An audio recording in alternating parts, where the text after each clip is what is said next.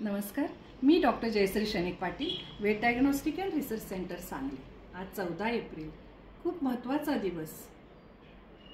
ज्यांना कशाचा संपत्तीचा मोह नाही, ना सिंहासनाची आस, ना कुठलं शस्त्र, पण लेखणी शब्द आणि ठाम विचार हे ज्यांचं अस्त्र, असे हे महामानव डॉक्टर बाबासाहेब आंबेडकर यांची आज 134वी जयंती आपण साजरी करतोय।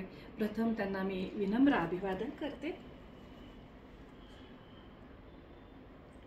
बाबासाहेबांना कुठल्या शब्दात बसवायचं, अनेक भूमिका त्यांनी जगलेल्या आहेत। ते धर्मतज्ञ होते, विधिज्ञ होते, राजनीतितज्ञ होते, त्यांनी घटना लिहिली, घटनातज्ञ होते, ते लेखक होते, द्रष्टे समाजसुधारक होते, सामाजिक कार्यकर्ते होते, संपादक होते।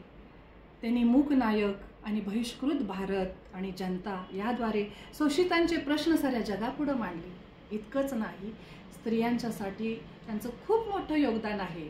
पूर्वी ना स्त्रियांना स्वातंत्र्य होतं, ना कुठले अधिकार होते, ना विवाहाचे अधिकार होते, ना घटस्फोटाचे अधिकार होते, ना कुठं समानतेचा हक्क होता। आणि मग बाबासाहेबांनी हिंदू कोड बिल आणलं आणि स्त्रियांना पुनर्विवाहाचा, घटस्फोटाचा अधिकार मिळाला, दत्तक विधानाचा अधिकार मिळाला। आणि म्हणून हा हिंदू कोड बिल हा नुसता कायदाच नाही, तर स्त्रीच्या आयुष्यातलं समानतेचं फार महत्त्वाचं ते दस्तऐवज आहे।